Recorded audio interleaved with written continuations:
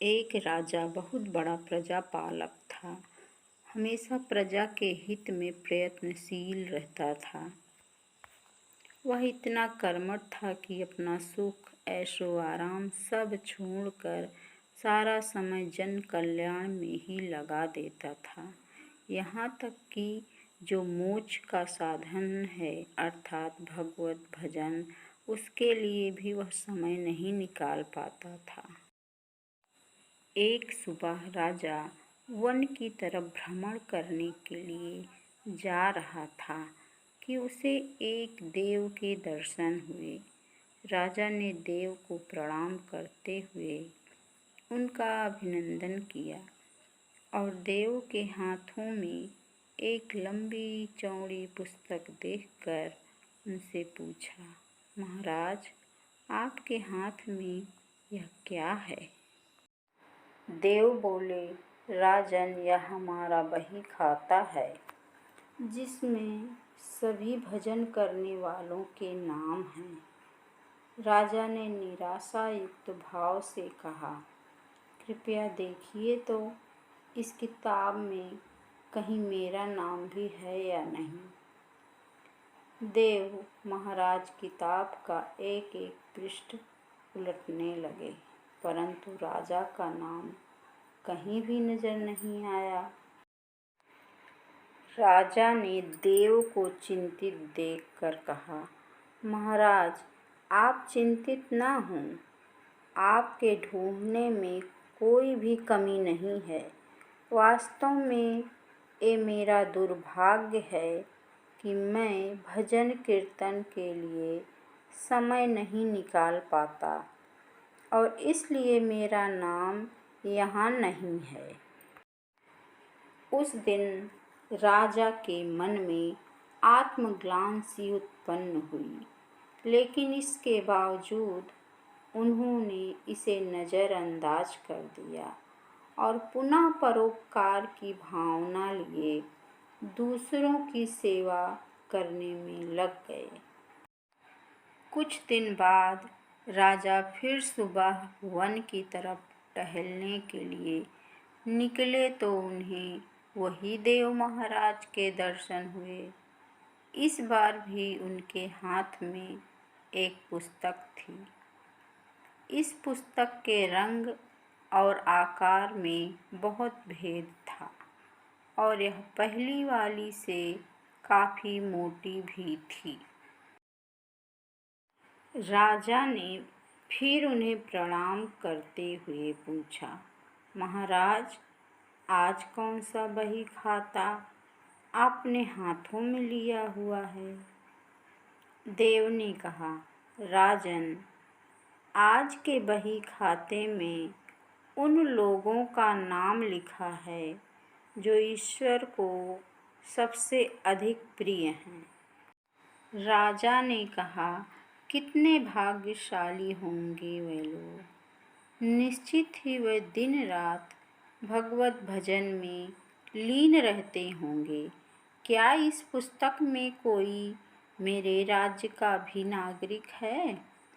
देव महाराज ने बही खाता खोला और ये क्या, पहले पन्ने पर पहला नाम राजा का ही था।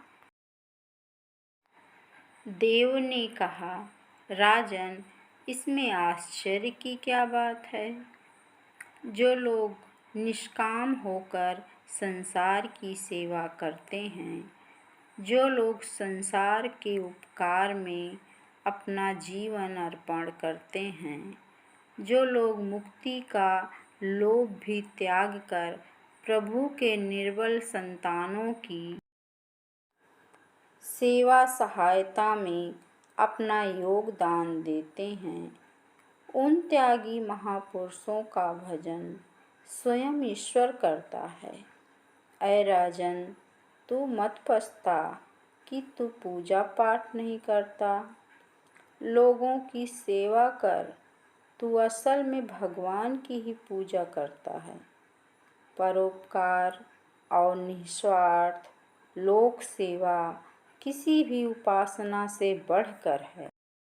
देव ने वेदों का उदाहरण देते हुए कहा, कुर्वन्नेवे कर्माणि जिजीविषेच्छनं समाः एवं तापः नान्योऽस्ति वाक्कर्म लिप्यते नरे। अर्थात कर्म करते हुए 100 वर्ष जीने की इच्छा करो तो कर्म बंधन में लिप्त हो जाओगे। राजन, भगवान दीन दयालु हैं, उन्हें खुशामद नहीं भाती बल्कि आचरण भाता है। सच्ची भक्ति तो यही है कि परोपकार करो, दीन दुखियों का हित साधन करो। अनाथ, विधवा, किसान व निर्धन आज अत्याचारियों से सताए जाते हैं। इनकी यथाशक्ति सहायता और सेवा करो और यही परम भक्ति है। राजा को आज देव के माध्यम से बहुत बड़ा ज्ञान मिल चुका था और अब राजा भी समझ गया कि परोपकार से बड़ा कुछ भी नहीं और जो परोपकार करते हैं वही भगवान के सबसे प्रिय होते हैं। मित्रों, जो व्यक्ति निस्वार्थ भाव से लोगों की सेवा करने के लिए आगे आते हैं, परमात्मा हर समय उनके कल्याण के लिए यत्न करता है।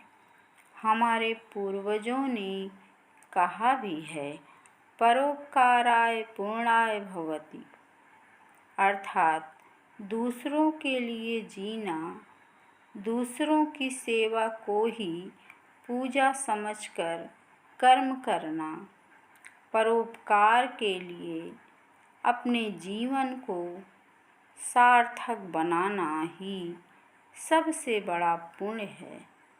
और जब आप भी ऐसा करेंगे तो स्वतः ही आप वह ईश्वर के प्रिय भक्तों में शामिल हो जाएंगे। धन्यवाद। Please like and subscribe my channel ND motivational story.